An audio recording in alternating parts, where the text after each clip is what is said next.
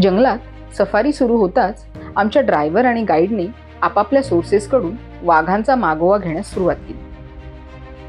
आम्ही एका क्लिफवर असताना एका मोठ्या झाडावर आम्हाला दिसला क्रेस्टेड हॉक ईगल. याच्या डोक्यावर लांब निमुळता तुरा असतो. त्याच्या या वैशिष्ट्यामुळे त्याला लगेच ओळखता येते. त्याच्या पंखांवरील रंगछटांमुळे झाडावर त्याला लगेच स्पॉट करता येत नाही.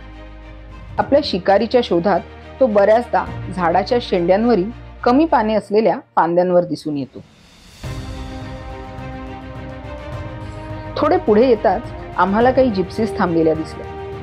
आम्ही थोडे पुढे सरकत एका स्पॉटला पोहोचलो. उजव्या बाजूच्या वरच्या अंगाला एक वाघीण पाठमोरी बसली होती.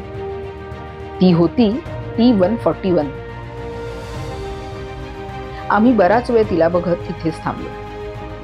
एव्हाना उन्ह वाढायला लागली होती. ती तिथून उठेल असे काही वाटत नव्हते. थोडा आणखी वेळ तिथे थांबून पुढे जायचे ठरले. तितक्यात ती तिथून उठली. त्या काटेरी झाडीतून वाट काढत ती पुढे निघाली आणि आम्ही तिच्या मागे.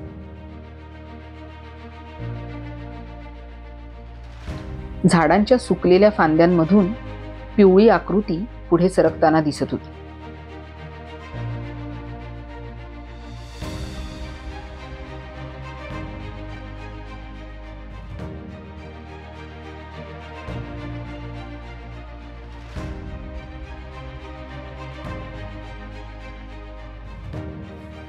त्या काटेरी जाळीतून ती पुढे सरकत होती. थोड्या वेळाने एका चढणीवर ती दिसेनाशी झाली.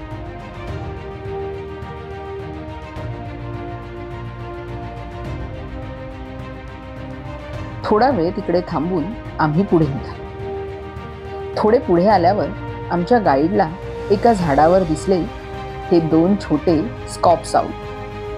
स्कॉप्स आऊल म्हणजेच कंठेरी शिंगळा घुबड.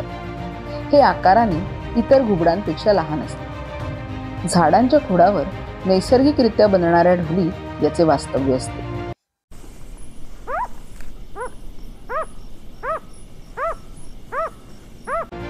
थोडा वेळ तिकडे थांबून आम्ही परतीच्या प्रवासाला निघालो.